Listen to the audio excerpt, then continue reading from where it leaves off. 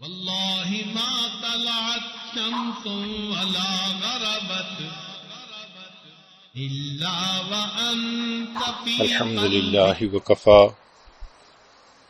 وسلام على عباده الذين اصطفى أما بعد أعوذ بالله من الشيطان الرجيم بسم الله الرحمن الرحيم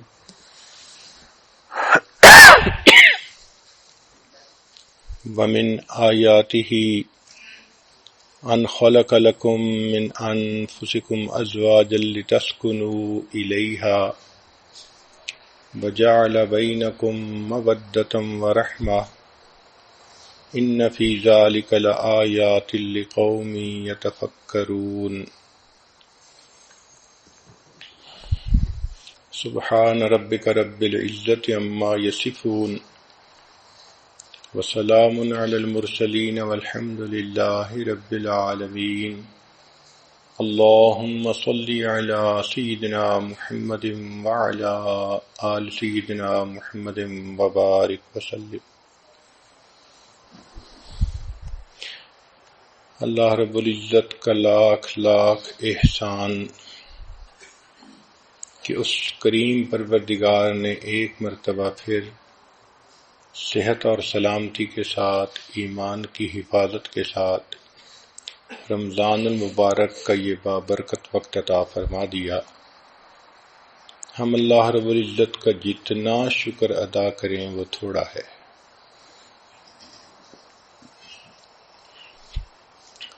ان مجالس میں کامیاب ازدواجی زندگی کے متعلق بیانات ہوں گے۔ امید ہے کہ مستورات دل کے کانوں سے سنیں گی اور ان اصولوں کو اپنی زندگی میں اپنا کر اللہ کی عبادت گزار نیک مقبول بندی بننے کی کوشش کریں گی۔ قرآن مجید کی جو آیت تلاوت کی گئی، ارشاد باری تعالی ہے وَمِنْ آیَاتِهِ أَنْ خَلَقَ لَكُم مِّنْ أَنفُسِكُمْ أَزْوَاجًا لِتَسْكُنُوا إِلَيْهَا، اور اللہ تعالیٰ کی یہ نشانیوں میں سے ہے کہ اس نے تم سے تمہارے ہی لیے جوڑا بنایا تاکہ تم اس سے سکون حاصل کرو۔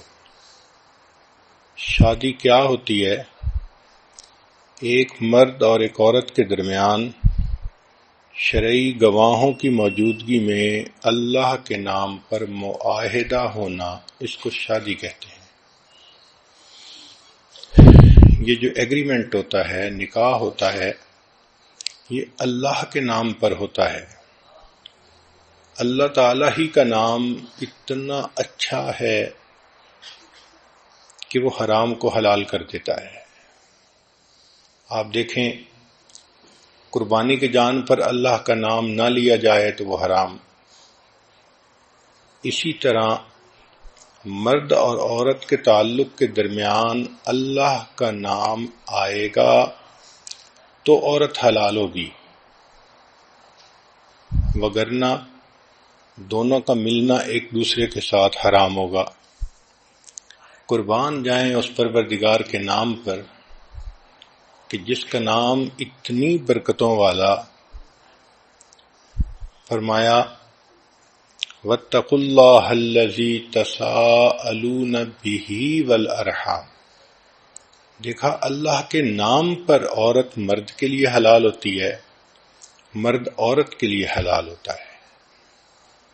تو اس شادی خانہ آبادی میں اس اللہ کو نہ بھولیں جس پروردگار کی وجہ سے دونوں میاں بیوی بنے۔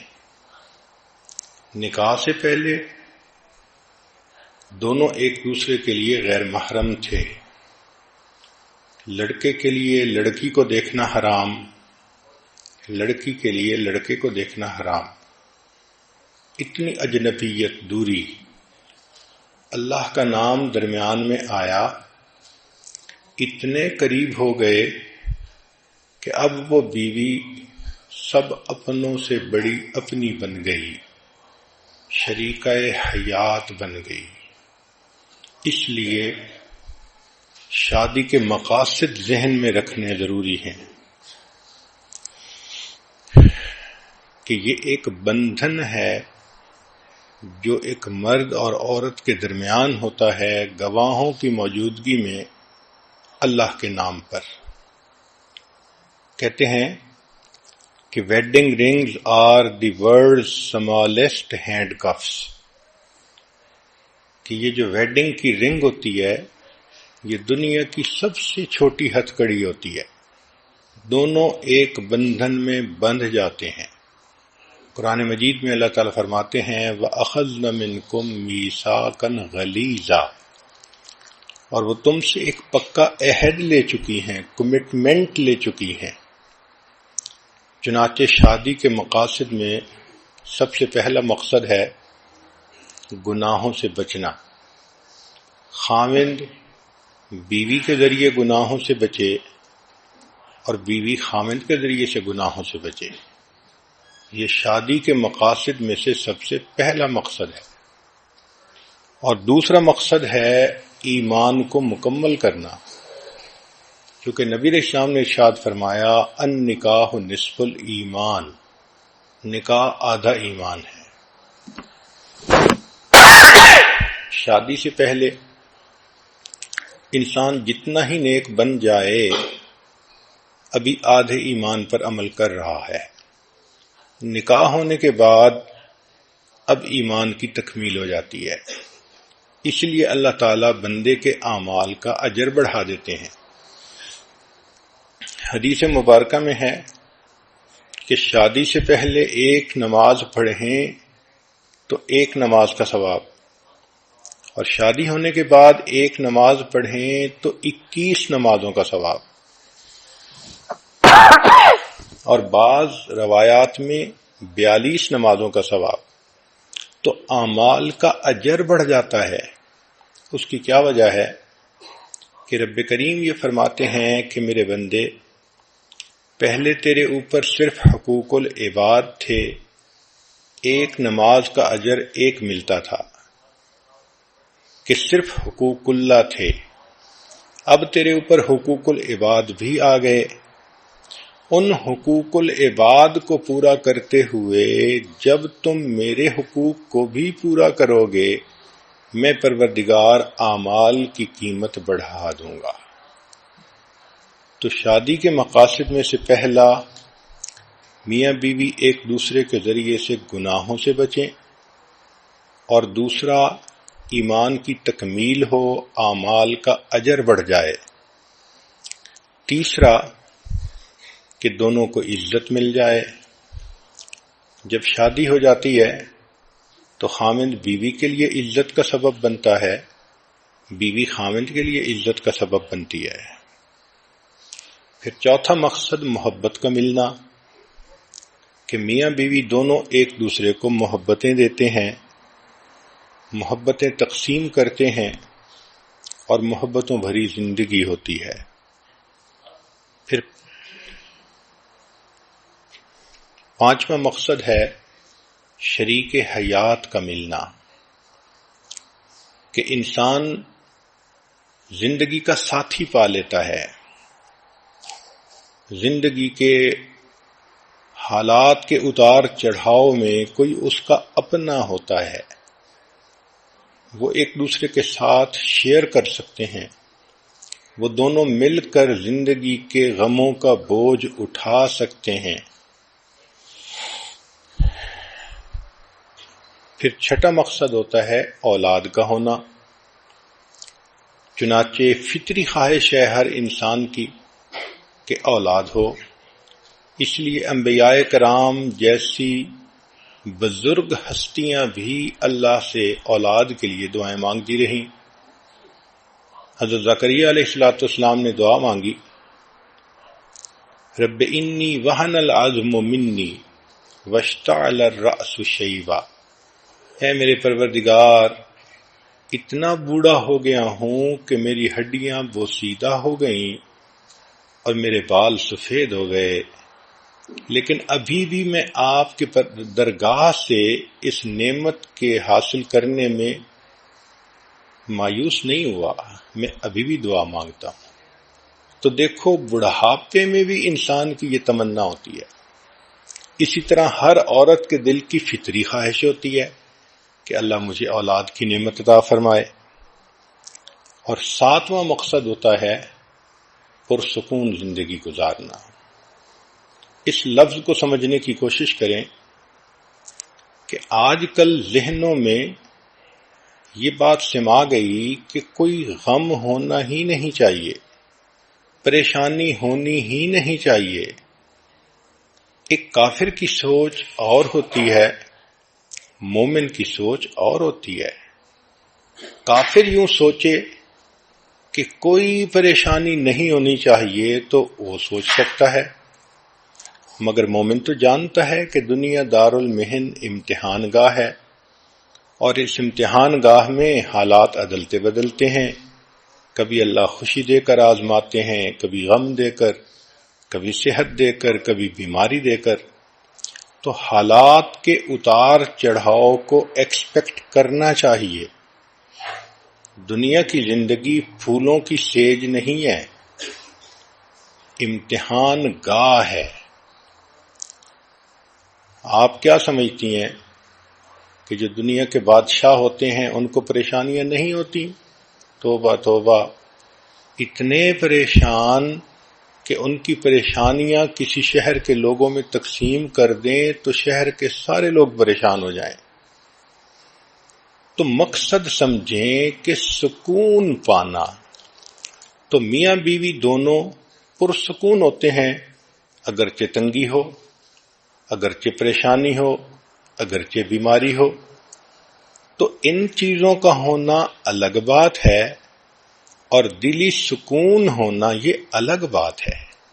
جب انسان کو یہ محسوس ہوتا ہے نا کہ میں اکیلا نہیں، میرے ساتھ کوئی اور بھی ہے، تو پھر پریشانی نہیں لگتی، پھر دل پر سکون ہوتا ہے۔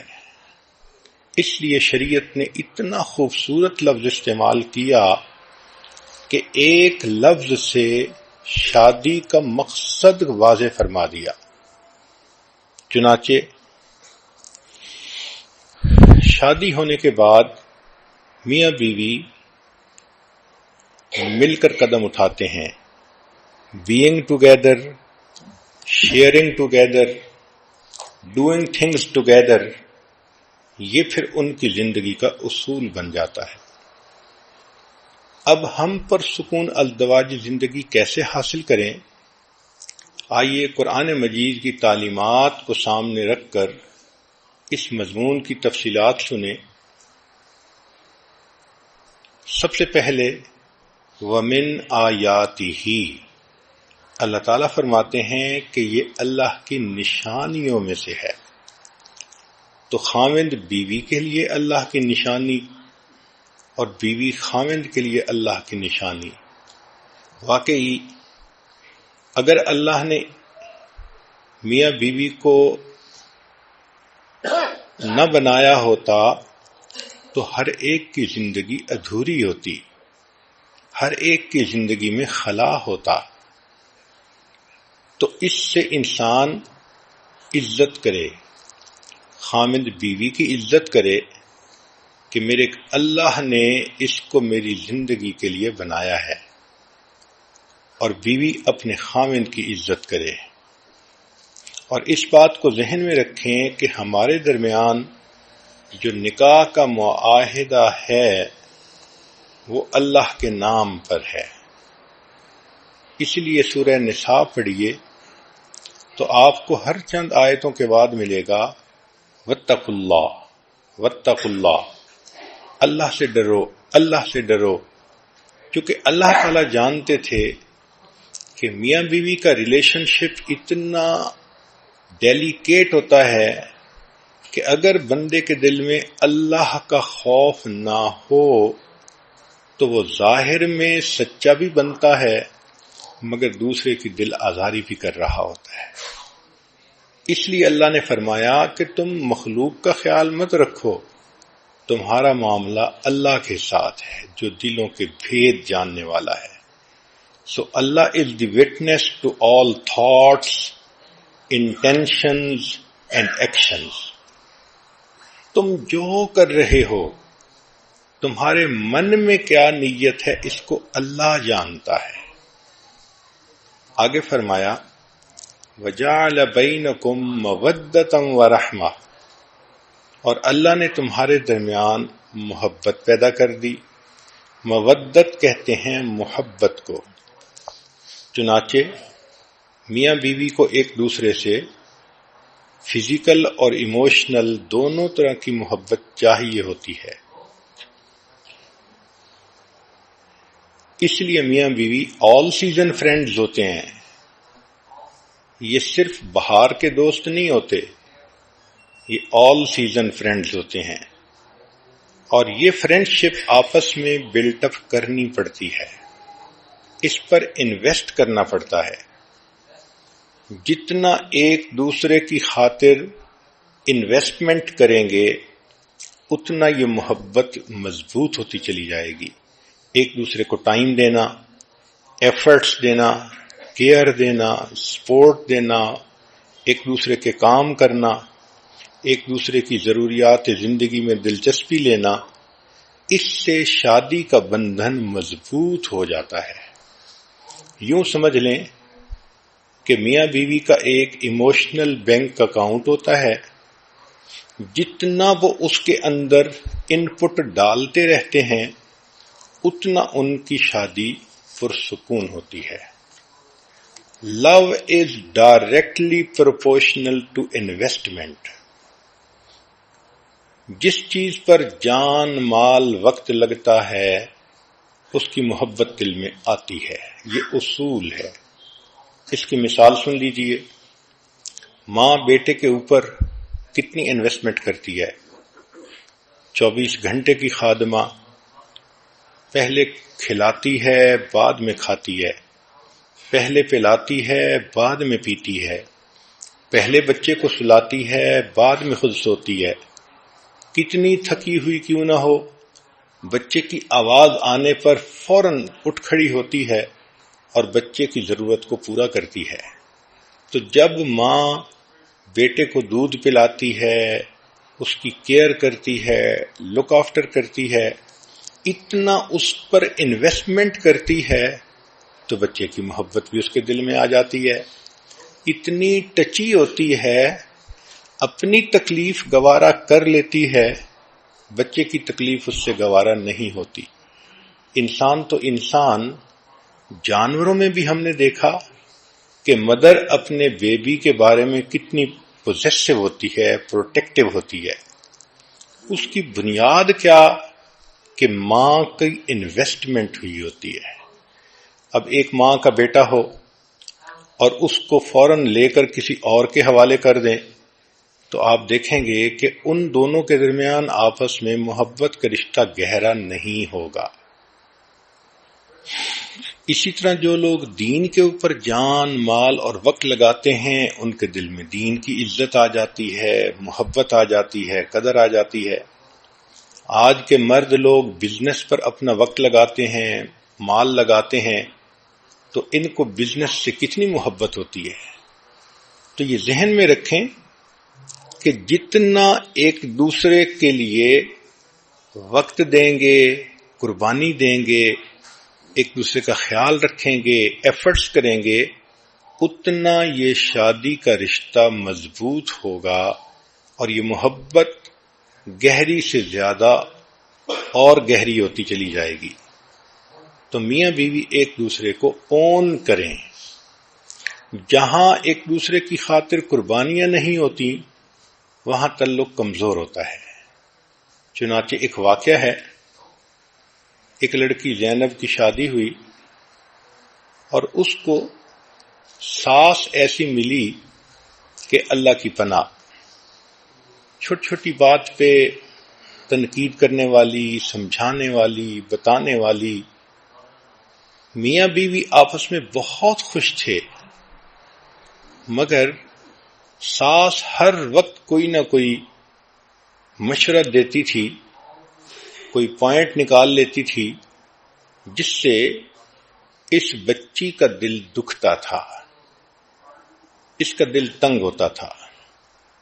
چنانچہ 1 سال اس نے جب گزارا تو اس نتیجے پر یہ پہنچی کہ اس ساس کی موجودگی میں میری زندگی کبھی خوش نہیں گزر سکتی۔ تو اس کے دل میں ایک نفرت آ گئی، دشمنی آ گئی، عناد آ گیا۔ یہ ایک آنکھ اپنی ساس کو نہیں دیکھنا چاہتی تھی، اس کا دل چاہتا تھا زمین پھٹے اور یہ بوڑھی عورت اندر اتر جائے، میری جان چھوٹ جائے اس سے۔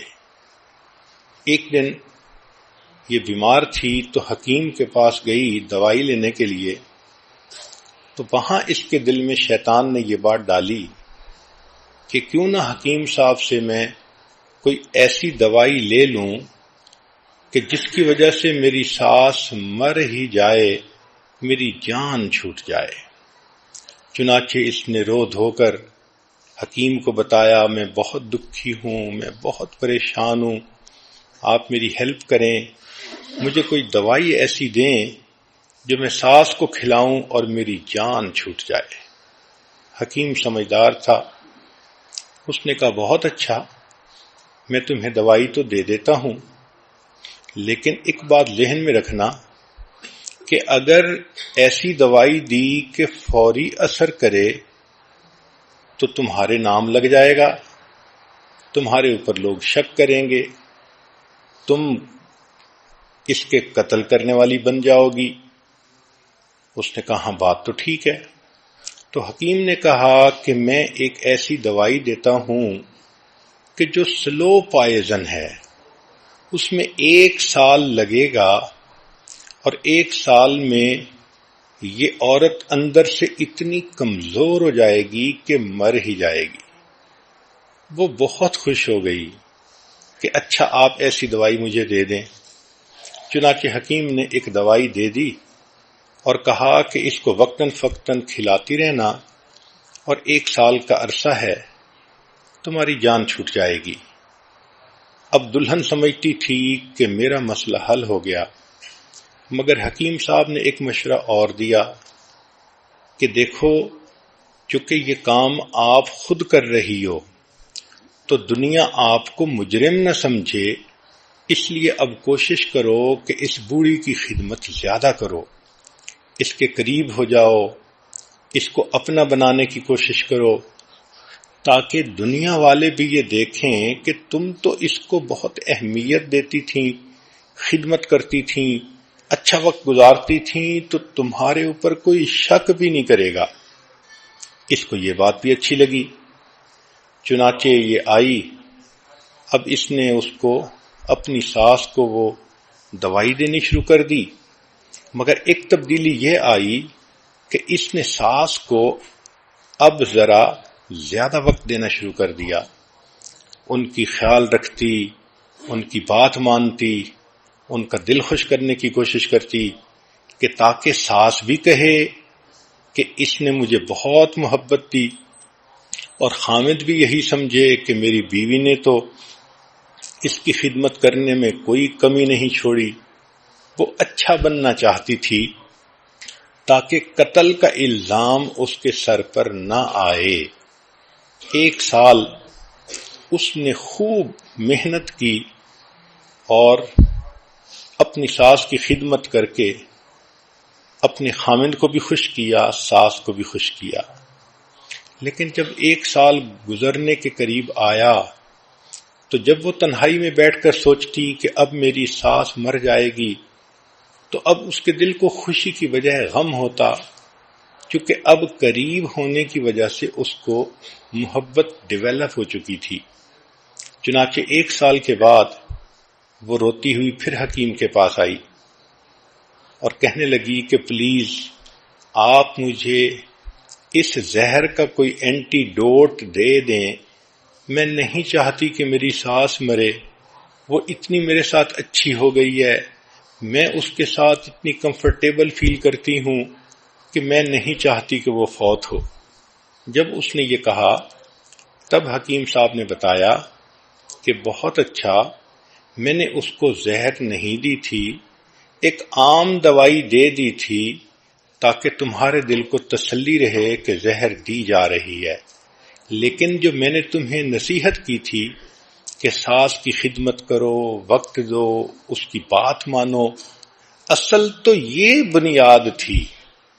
پہلے تم نے انویسٹمنٹ کوئی نہیں کی ہوئی تھی، تمہیں اس کی بات بری لگتی تھی، وہ تمہیں سمجھاتی تھی تمہارے فائدے کی نیت سے اور تمہیں زہر چڑھتا تھا۔ اب جب تم نے اپنے آپ کو سمجھا کر اس کی خدمت کرنی شروع کر دی تو اب تمہارے درمیان محبت پیدا ہو گئی۔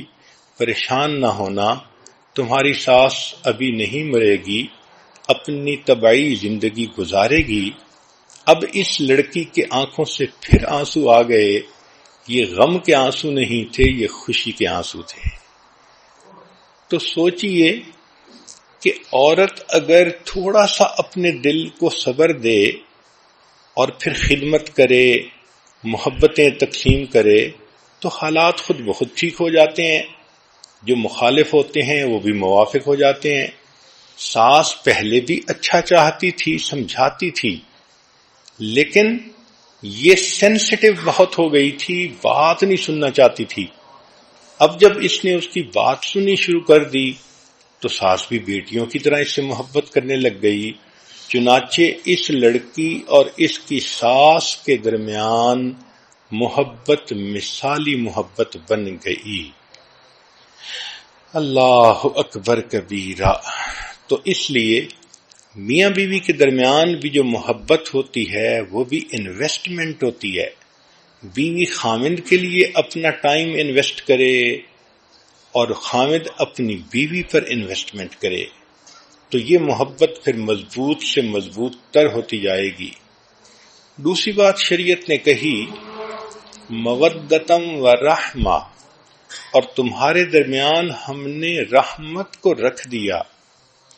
دیکھیں، جوانی میں میاں بیوی کی محبت میں ایک دوسرے کی جنسی ضرورت کا بھی عنصر شامل ہوتا ہے، لہذا اگر میاں بیوی جھگڑا بھی کریں، ناراض بھی ہوں، تو شام کو پھر دونوں اکٹھے ہوتے ہیں، خاوند کو بیوی کی ضرورت، بیوی کو خاوند کی ضرورت۔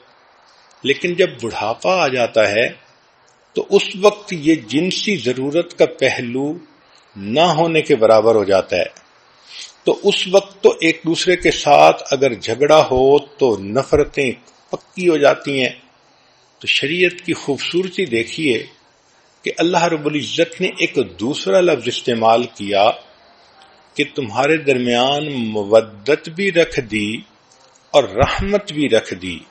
رحمت کہتے ہیں کہ اب تم ایک دوسرے کے ساتھ جو زندگی کا اتنا عرصہ گزار چکے، اب اس کی قدردانی کرو اور اس کی وجہ سے ایک دوسرے کے ساتھ درگزر کا معاملہ کرو۔ تو رحمہ is to give without asking to return, اس کو رحمت کہتے ہیں۔ یعنی جو آپ اپنی جوانی میں ایک دوسرے کے لیے انویسٹمنٹ کر چکے ہیں اس کو آنر کریں، اس کا احساس کریں۔ خاوند یہ سوچے جب یہ میرے پاس آئی تھی، چھوٹی عمر تھی، خوبصورت تھی، اب اتنے بچوں کی ماں بن گئی، اب اس کی وہ صحت نہ رہی، وہ خوبصورتی نہ رہی، اس نے تو اپنی لائف ہی انویسٹ کر دی، تو اس کی قدر ہونی چاہیے۔ بیوی بھی سوچے کہ میرے خاوند نے مجھے سایہ دیا، مجھے گھر دیا، مجھے عزت دی، یہ میرے اتنے بچوں کا باپ ہے، اب اگر یہ بڑھاپے میں ذرا سینسٹیو طبیعت کا مالک بن بھی گیا ہے تو کوئی بات نہیں، مجھے برداشت کرنا چاہیے۔ تو رحمت کا لفظ، سبحان اللہ، ایک دوسرے کی قدردانی کرنا اور گزرے ہوئے وقت کا لحاظ کرنا۔ چنانچہ ایک آدمی جو دفتر کے اندر اچھی پوسٹ پر تھا، اس کے دفتر میں ایک لڑکی سیکٹری بنی جس کا نام للی تھا۔ تھوڑے دنوں کے بعد یہ افسر صاحب اس لڑکی کے ساتھ برے تعلق کے اندر گرفتار ہو گئے۔ اب اس کے دماغ میں ہر وقت وہ لڑکی سمائی ہوئی ہوتی اور اس کا جی چاہتا کہ بس میں ابھی شادی کروں۔ لڑکی کی ریکوائرمنٹ یہ تھی کہ تم پہلی بیوی کو طلاق دو، پھر میں شادی کروں گی۔ چنانچہ اب اس نے گھر میں آ کر اپنی خوشیوں بھری شادی شدہ زندگی کو خود خراب کرنا شروع کر دیا۔ بیوی کے ساتھ برے طریقے سے بول رہا ہے، اس کو اگنور کر رہا ہے، اس کے کاموں میں دلچسپی نہیں لے رہا، بچوں کے سامنے اس کو ڈانٹ ڈپٹ کر رہا ہے۔ اب بیوی پریشان کہ اس کو ہو کیا گیا، یہ تو اتنا اچھا خامن تھا، اچانک کیا اس میرے اندر تبدیلی آ گئی کہ آنکھیں ہی بدل گئیں۔ چنانچہ اپنی طرف سے تو اس نے ہر ممکن کوشش کی خوش کرنے کی، مگر یہ بندہ تو خوش ہونا ہی نہیں چاہتا تھا، اس کی نیت ہی بد تھی۔ یہ چاہتا تھا میں اس کو طلاق دوں اور اس کے بدلے نئی چنچل اتنی خوبصورت لڑکی وہ میری بیوی بن جائے گی۔ چنانچہ جب خوب گھر کے اندر فساد مچا تو ایک دن بیوی نے اس سے پوچھا کہ دیکھو ہماری زندگی کے 25 سال اتنے اچھے گزر گئے، اب کیا مسئلہ بن گیا؟ تو اس نے کہا کہ اصل میں تمہیں طلاق دینا چاہتا ہوں اور میں اور شادی کرنا چاہتا ہوں۔ بیوی نے پوچھا کیوں؟ اس لیے کہ وہ زیادہ خوبصورت ہے، کم عمر ہے، نوجوان ہے، میں خوشیاں چاہتا ہوں۔ اب بیوی نے سمجھانے کی کوشش تو بہت کی، مگر خامن کے تو دماغ میں کچھ اور ہی شیطانیت بھری ہوئی تھی۔ اس نے کہا دیکھو مجھے تو طلاق دینی ہے اور تم سے جان چھڑانی ہے، اور میں اپنی خوشی کی خاطر دوسری شادی کر کے ہی رہوں گا۔ جب بیوی نے محسوس کر لیا کہ یہ بندہ اپنے دل میں ایک فیصلہ کر چکا ہے تو اس نے کہا کہ اچھا آپ کیا چاہتے ہیں؟ خامن نے کہا کہ چونکہ میرے پاس تنخواہ بہت ہے، مال و دولت ہے،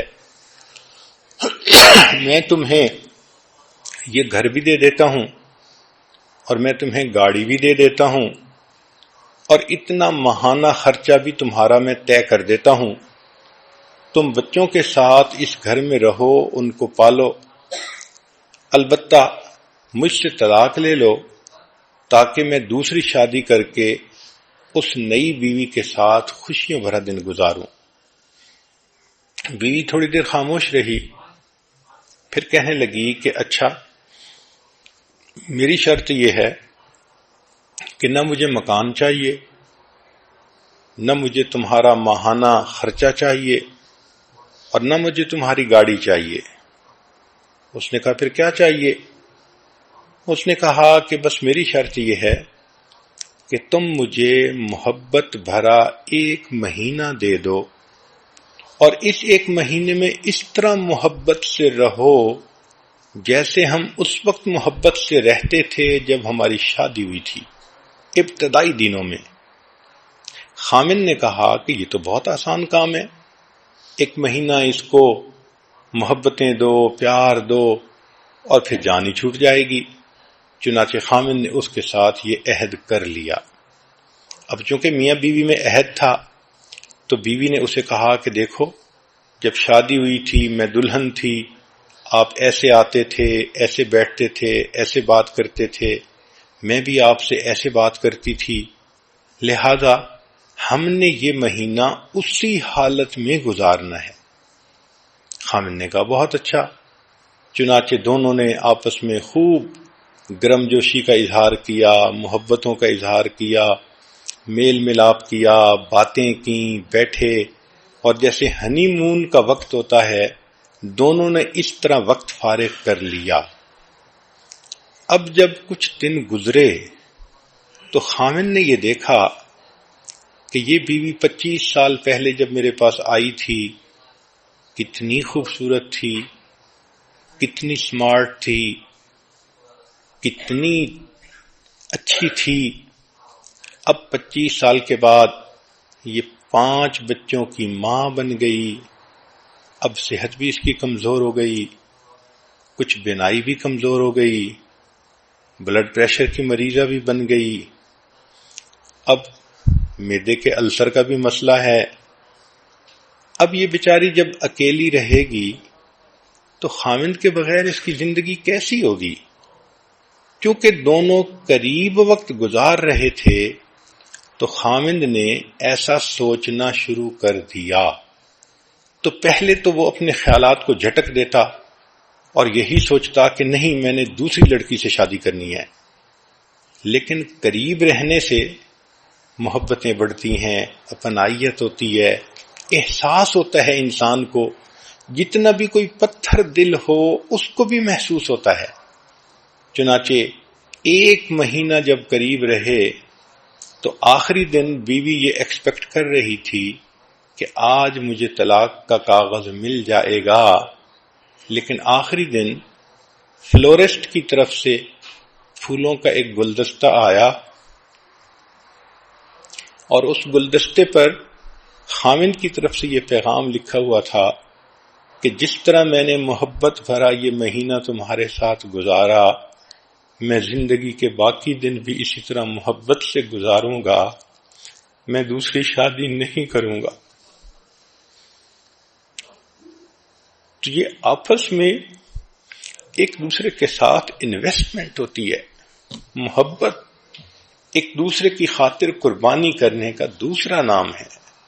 اس لیے شریعت نے مودت کا لفظ بھی استعمال کیا اور رحمت کا لفظ بھی استعمال کیا کہ جب بچے جوان ہو جائیں تو اب میاں بیوی کو ایک دوسرے کے ساتھ نفرتوں کی زندگی نہیں گزارنی، بلکہ ایک دوسرے کے ساتھ احساس کرنا ہے، محبتوں بھری زندگی گزارنی ہے.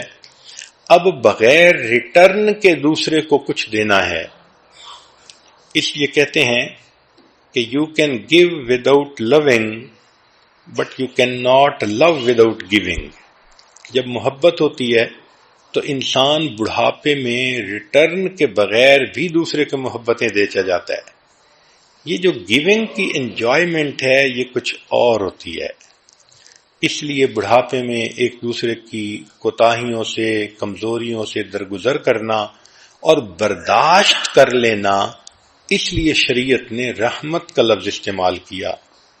کہتے ہیں کہ a good marriage is the union of 2 فارگیورز، یعنی بیوی خاوند کی کوتاہیوں سے درگزر کرے، خاوند بیوی کی کوتاہیوں سے درگزر کرے. پھر شریعت نے کہا لِتَسْكُنُوا إِلَيْهَا، تاکہ تم سکون پاؤ. اب یہ سکون جو ہے انسان کو تب ملتا ہے جب دونوں نیک بن کر ایک دوسرے کے ساتھ محبت بھری زندگی گزارتے ہیں. یہاں بعض مفسرین نے ایک عجیب نکتہ لکھا ہے.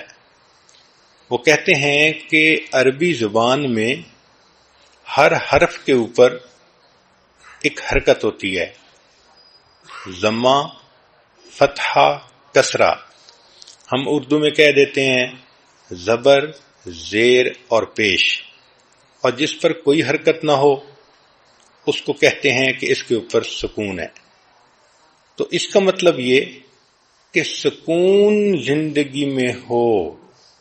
گویا میاں بیوی یہ عہد کریں کہ ہم ایک دوسرے کے ساتھ ایک بندھن میں بندھ گئے، اب ہم کسی غیر کے ساتھ کوئی حرکت نہیں کریں گے جو ہماری زندگی کو خراب کرے. ہم ایک دوسرے کے لیے مخصوص ہو گئے ہیں، بکنگ ہو گئی ہے ہماری ایک دوسرے کے لیے.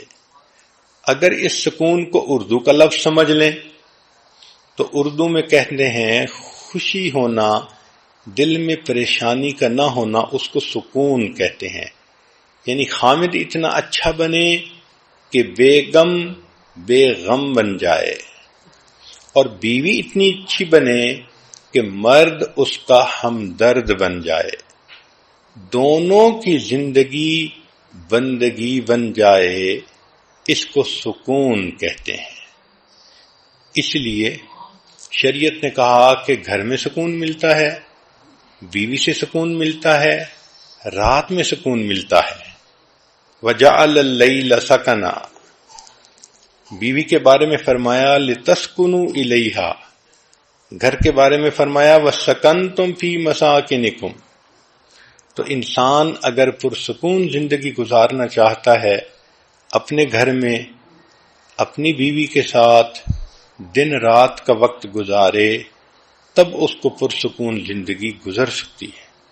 جو شادی شدہ لوگ سڑکوں پر چوراہوں میں سکون ڈھونڈتے پھرتے ہیں وہ بیچارے قابل رحم ہوتے ہیں، ان کو شیطان نے بہکایا ہوتا ہے، وہ دھوکہ کھائے ہوئے لوگ ہوتے ہیں۔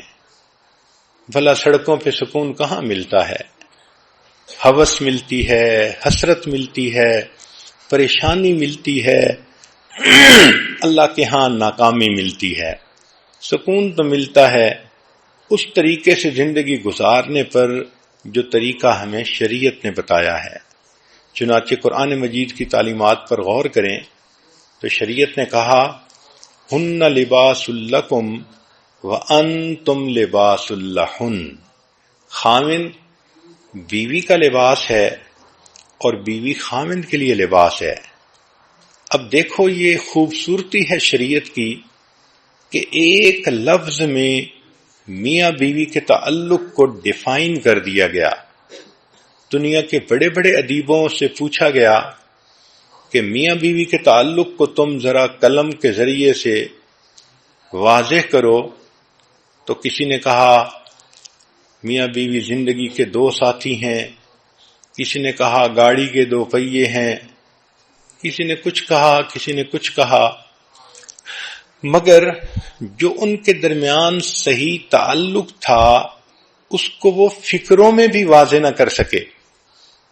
قرآن مجید کی خوبصورتی دیکھیے، ایک فکرہ نہیں، ایک لفظ کے اندر حقیقت کھول دی۔ خاوند کو بیوی کا لباس کہا، بیوی کو خاوند کا لباس کہا۔ نکتہ کیا ہے کہ لباس سے انسان کے عیب چھپتے ہیں، بیوی کے عیب خاوند کی وجہ سے چھپتے ہیں، خاوند کے عیب بیوی کی وجہ سے چھپتے ہیں۔ پھر سردی گرمی میں انسان کپڑوں سے اپنا بچاؤ کرتا ہے، اسی طرح زندگی کی سردی گرمی میں بیوی خاوند کے ذریعے سے پروٹیکشن لیتی ہے، خاوند کو بیوی کے ذریعے سے پروٹیکشن ہوتی ہے۔ پھر انسان کپڑے پہنتا ہے تو خوبصورت نظر آتا ہے۔ عورت کی تو بات ہی اور ہے کہ اللہ نے اس میں بہت حیا رکھی ہوتی ہے۔ مرد ہی کو سوچ لیں کہ اگر اس کو کوئی کہہ دے کہ ہم تمہیں بے لباس کر دیں گے تو مرد کا جی چاہتا ہے کہ زمین پھٹ جاتی، میں اندر اتر جاتا اس سے پہلے کہ میرا لباس کوئی میرے جسم سے اتارے۔ تو لباس کے بغیر انسان دوسرے کے سامنے آنا گوارا نہیں کرتا، لباس سے اس کو زینت ملتی ہے۔ تو میاں بیوی بھی ایک دوسرے کا لباس ہیں، ایک دوسرے کی زینت ہیں۔ اور پھر ایک اور اچھا اور خوبصورت معنی مفسرین نے یہ بھی بیان کیا کہ انسان کے جسم کے سب سے زیادہ قریب اس کا لباس ہوتا ہے۔ آپ غور کریں تو لباس سے زیادہ تو انسان کے قریب اور کچھ نہیں ہوتا، لباس جسم کے ساتھ چپکا ہوا ہوتا ہے، اس طرح جسم ساتھ ہوتا ہے۔ تو شریعت نے کہا کہ دیکھو جس طرح لباس تمہارے جسم کے قریب ہے، اس طرح شادی ہونے کے بعد میاں بیوی کے اتنا قریب اور بیوی خاوند کے اتنا قریب، دونوں لباس کی طرح ایک دوسرے کے ساتھ اکٹھے ہیں، دونوں ایک ہیں۔ اس لیے کہتے ہیں کہ chains do not hold a marriage together, it is threads, hundreds of tiny threads which sew husband and wife together through years. سال گزرتے ہیں، میاں بیوی ایک دوسرے کے ساتھ محبتوں بھری زندگی گزارتے گزارتے تو یہ سوئی دھاگے کے جیسے ٹانکے لگ جاتے ہیں اور چیز جڑ جاتی ہے، اس طرح میاں بیوی کے دل جڑ جاتے ہیں۔ شادی میں یہ کوتاہی کی جاتی ہے کہ خاوند چاہتا ہے بس بیوی آئیڈیل ہو اور اپنی ذمہ داریاں پوری کرے، خود نہیں سوچتا کہ مجھے بھی تو آئیڈیل بننا چاہیے اور مجھے بھی تو بیوی کی ضروریات کو پوری کرنی چاہیے۔ تو یہ جو ہوتا ہے نا کہ دوسرے سے ایکسپیکٹیشن زیادہ رکھنا اور خود نہ کرنا، یہ شادی کے فیلیور کا بڑا سبب ہوتا ہے۔ اس لیے کہتے ہیں کہ success in marriage does not merely come through finding the right mate but through being the right meat.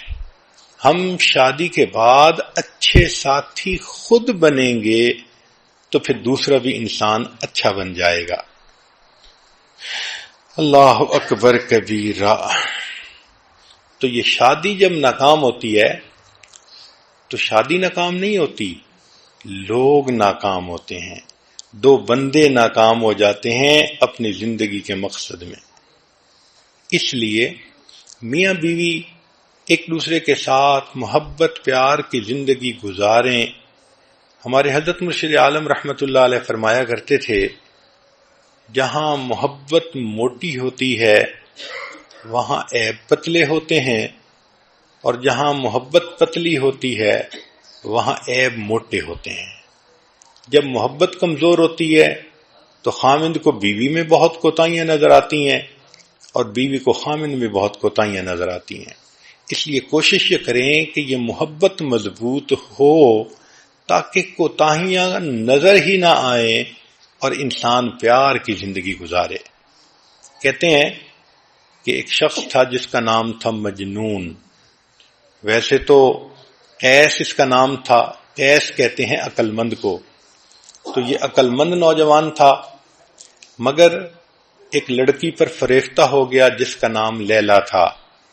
ایسا دل دے بیٹھا کہ بیچارہ اپنے آپ سے ہی گیا، ہر وقت لیلا کی خیال، لیلا کی سوچ، لیلا کی باتیں۔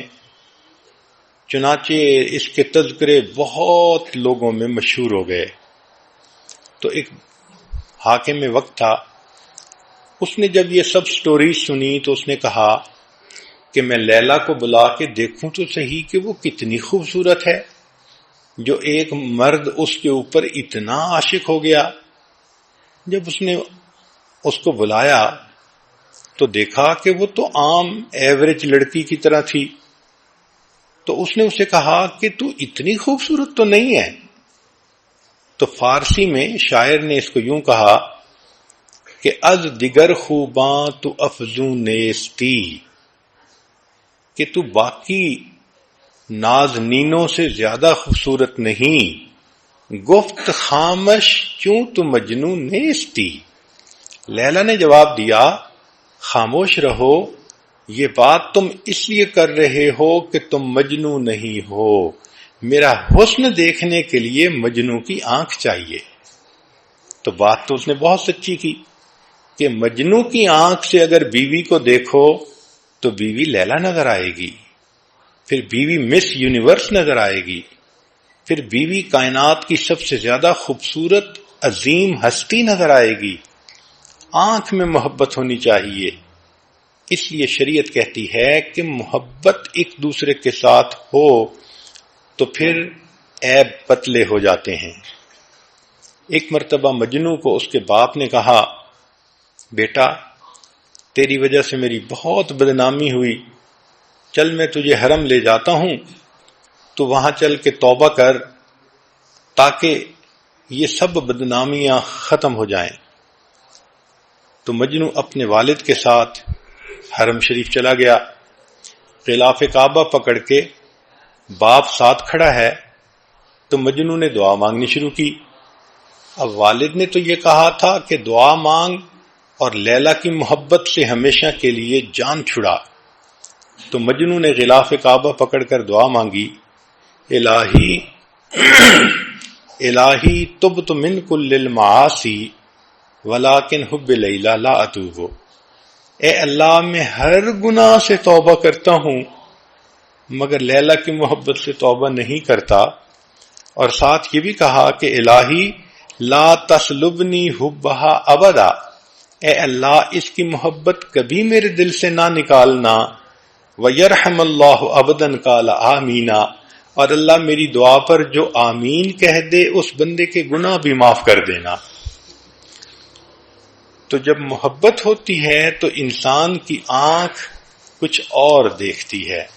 شریعت نے ہمیں یہ کہا کہ میاں بیوی ایک دوسرے کو مجنو اور لیلا کی آنکھ سے دیکھیں تو غلطی کوتاہیاں نظر ہی نہیں آئیں گی اور ایک دوسرے کے ساتھ اچھی زندگی گزرے گی. اسی لیے حدیث مبارکہ میں آتا ہے کہ اللہ رب العزت نے اما حوا کو آدم علیہ السلام کی پسلیوں سے پیدا کیا. اللہ اکبر، نبی علیہ السلام نے بتلایا. یہاں نکتے کی بات یہ ہے کہ سر سے نہیں بنایا کہ اس کو سر پہ نہ بٹھا لینا، اور پاؤں سے نہیں بنایا کہ اس کو پاؤں کی جوتی نہ سمجھ لینا. اللہ نے پسلی سے عورت کو بنایا کہ یہ تمہارے دل کے قریب رہے اور تم اس سے محبت بھری زندگی گزارو. اس لیے کہتے ہیں کہ true love does not consist of holding hands, it consist of holding hearts together. دل جڑتے ہیں تو گھر آباد ہو جاتے ہیں، جس طرح اینٹیں جڑتی ہیں تو مکان بن جاتے ہیں.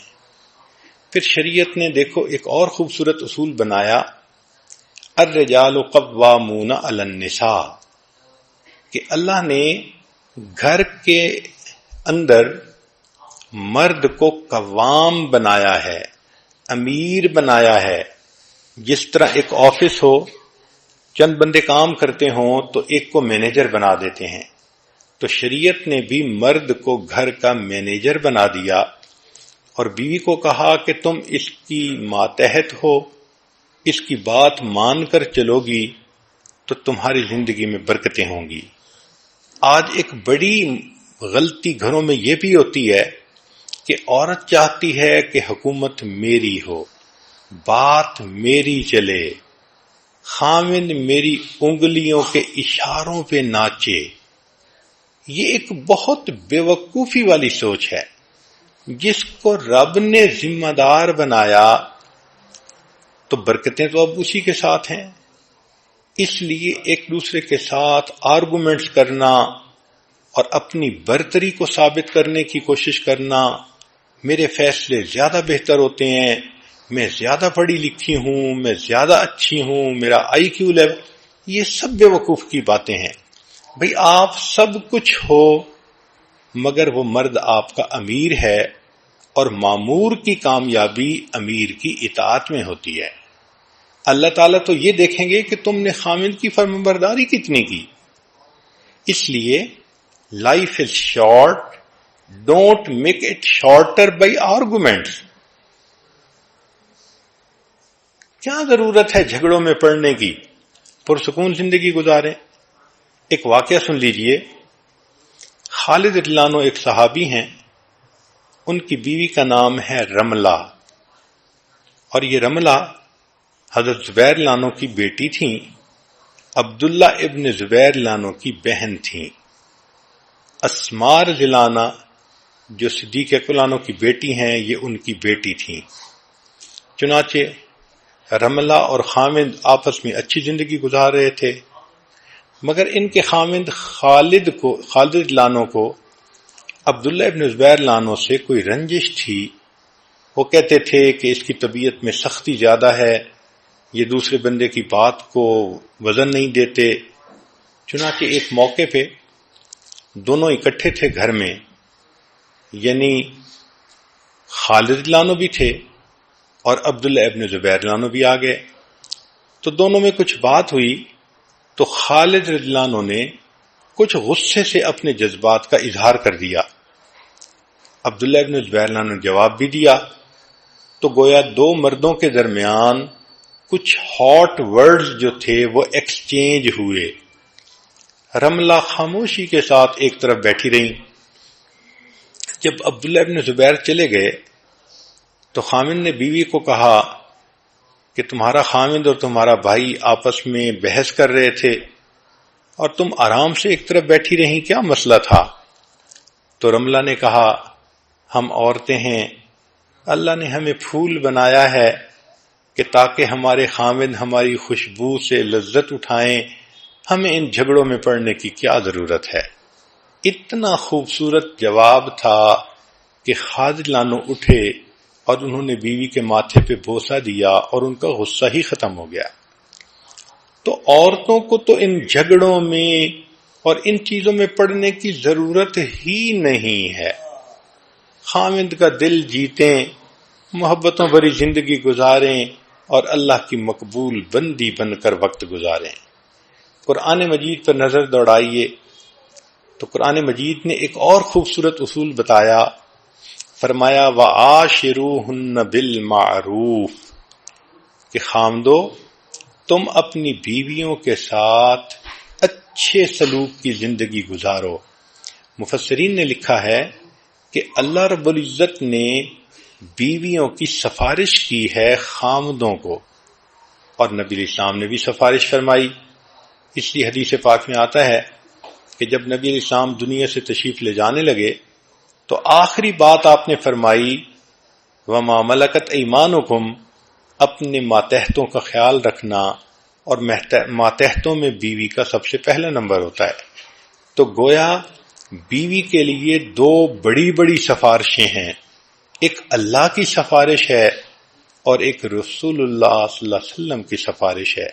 اب جس کے دل میں اللہ کی قدر ہے، نبی علیہ السلام کی قدر ہے، وہ تو اس سفارش کا خیال رکھے گا اور اس کی وجہ سے اپنی بیوی کو بہت محبتیں دے گا، بہت پیار سے رکھے گا۔ ہر وقت کی ڈانٹ ڈپٹ، ہر وقت کی سختی، ہر وقت کی بے رخی کی باتیں وہ کبھی بھی ایسا نہیں کرے گا، بلکہ محبت پیار سے رکھے گا کہ میرے مالک نے بھی سفارش کی اور میرے آقا نے بھی سفارش کی، اور جو آج اس سفارش کا لحاظ نہیں کرے گا کل قیامت کے دن اللہ کی رحمت کا وہ حصہ نہیں پا سکے گا۔ کہ میرے بندے تم نے میری سفارش کا دنیا میں لحاظ نہ کیا، اب میں تمہارے ساتھ نرمی کا معاملہ کیوں کروں؟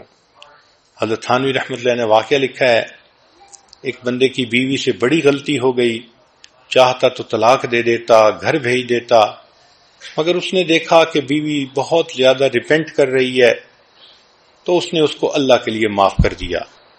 کچھ عرصے بعد یہ خامد کی وفات ہوئی، خواب میں کسی نے دیکھا تو پوچھا کیا ہوا؟ تو اس نے کہا کہ اللہ کے حضور پیشی ہوئی، اللہ رب العزت نے فرمایا تم نے اپنی بیوی کو میری بندی سمجھ کے معاف کیا تھا، آج میں تمہیں اپنا بندہ سمجھ کے معاف کر دیتا ہوں۔ تو ہم ایک دوسرے کی غلطیوں سے درگزر کریں گے، اس کے بدلے اللہ ہماری غلطیوں سے درگزر فرمائیں گے۔ تو کامیاب ازدواجی زندگی کے لیے دو نکتے کی باتیں ذرا ذہن میں رکھ لینا۔ ایک تو یہ کہ شادی کے بعد میاں بیوی کو اپنی ایک لینگویج ڈیولپ کر لینی چاہیے، اس کو کہتے ہیں لینگویج آف میرج۔ ایک دوسرے کو محبت کی نظروں سے دیکھنا، مسکرا کے دیکھنا، پیار بھرے لفظ ایک دوسرے کو ایکسچینج کرنا، اشارے کرنا، یہ سب کے سب مل ملا کر ایک لینگویج بنتی ہے جس کو لینگویج آف میرج کہتے ہیں۔ جس میاں بیوی کے درمیان یہ لینگویج ڈیولپ نہیں ہوئی، ان کی زندگی کبھی پرسکون نہیں گزر سکتی۔ تو ایک تو میاں بیوی میرج کی لینگویج کو ڈیولپ کریں، اشارے کنائے ہوں۔ میاں بیوی کے اشارے کنائے تو ایسے ہوتے ہیں کہ شاعر نے لکھ دیا میان عاشق و معشوق رمزیست کرامن کاتبین را ہم خبر نیست، کہ میاں بیوی کے درمیان ایسے اشارے ہوتے ہیں کہ فرشتوں کو بھی پتہ نہیں چلتا، وہ میسج پاس آن کر جاتے ہیں۔ تو ایک تو اس لینگویج کا ڈیولپ ہونا ضروری ہے، اور دوسرا جیسے آپ مختلف مضمون سکول میں پڑھتی ہیں، سائنس کا مضمون، کیمسٹری کا مضمون، فزکس کا مضمون، تو آج آپ کو ایک مضمون پڑھائیں جس کو کہتے ہیں arithmetic of marriage. Arithmetic of marriage یعنی شادی کا یہ الجبرا ہے. اس الجبرے کا قانون کیا ہے کہ 1+1 is everything. یعنی میاں اور بیوی دونوں اکٹھے ہیں تو سب کچھ ہے، اور 2-1 is nothing. کہ اگر دو ہیں مگر الگ ایک کو کر دیں تو پیچھے کچھ بھی نہیں بچتا. تو یہ ارتھمیٹک کی ایکویشن یاد کر لیں کہ 1+1 is everything اور 2-1 is nothing. اب لب لباب آج کی گفتگو کا کہ اگر میاں بیوی چاہتے ہیں کہ ایک دوسرے کے ساتھ پرسکون ازدواجی زندگی گزاریں تو اس کا طریقہ یہ ہے کہ دونوں اللہ کے فرما بردار بندے بن کر زندگی گزاریں.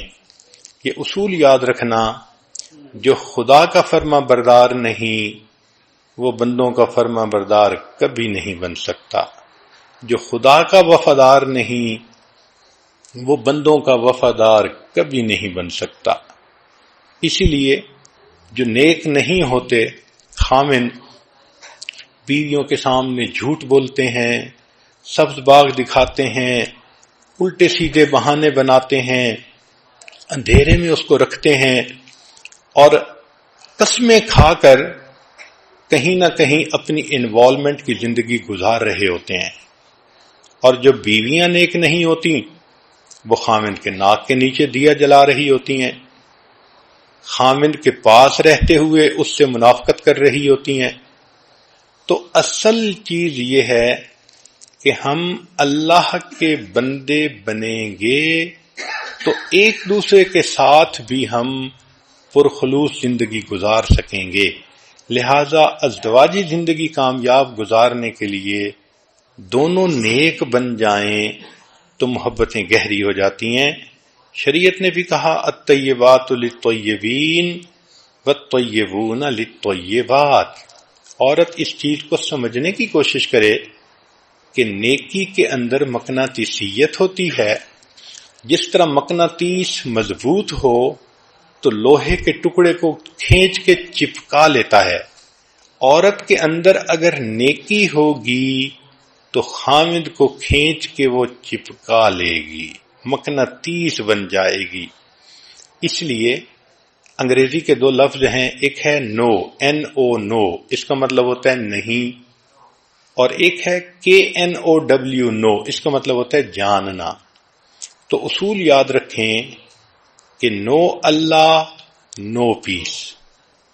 جن کی زندگی میں اللہ کا تصور نہیں، وہ من مرضی کرتے ہیں، نفس کی زندگی گزارتے ہیں، ان کی زندگی میں نو پیس، امن آ ہی نہیں سکتا. نو اللہ KNOW، اللہ کو جانو گے تو یو ول نو پیس، پھر تمہیں اللہ تعالیٰ امن کی زندگی بھی عطا فرما دیں گے. تو نیکی پہ اگر میاں بیوی متفق ہو جائیں تو زندگی پرسکون گزرتی ہے. عورتوں کو چاہیے خود بھی نیک بنیں، گھر کے ماحول کو بھی نیکی والا بنائیں، اپنے میاں کو بھی نیکی کی طرف کھینچ لیں. جتنا وہ اللہ کے قریب ہوتا جائے گا اتنا اپنی بیوی کو بھی دل کے قریب کرتا چلا جائے گا. اس لیے کہنے والے نے کہا کہ پیشانی بغیر جھومر کے بھی اچھی لگ سکتی ہے اگر اس پر سجدوں کے نشان ہوں. آنکھیں بغیر سرمے کے خوبصورت لگ سکتی ہیں اگر ان میں حیا ہو. پلکیں بغیر مسکارے کے اچھے لگ سکتی ہیں اگر شرم سے جھکی ہوئی ہوں. اور قد بغیر ہیل والی جوتی کے بھی اونچا ہو سکتا ہے اگر انسان کی شخصیت میں بلندی ہو. اپنی شخصیت میں بلندی پیدا کریں، اپنے اخلاق کردار کے اندر عظمت پیدا کریں. یہ اصل حسن ہے جو پوری زندگی انسان کے پاس رہتا ہے. میں بات کو ختم کرتا ہوں ایک شاعر کے اشعار پر. کیا اچھے شعر اس نے کہے. اگر تم حسن چاہو تو میرے چہرے پہ مت جاؤ، اگر تم حسن چاہو تو میرے چہرے پہ مت جاؤ کہ چہرے بجھ بھی جاتے ہیں، میری قامت کو مت دیکھو کہ قامت ٹوٹ جاتی ہے، طلب ہے حسن کی تو پھر میری گہرائی میں جھانکو۔ میرے اندر جو انسان ہے وہ سب سے خوبصورت ہے، کہ جو اندر کا انسان ہے جب یہ خوبصورت بن جاتا ہے تو پھر انسان آپس میں بھی ایک دوسرے کے ساتھ محبتوں بھری زندگی گزارتا ہے اور اللہ کا بھی مقبول اور پسندیدہ بندہ بن جاتا ہے۔ وآخر دعوانا ان الحمد للہ رب العالمین۔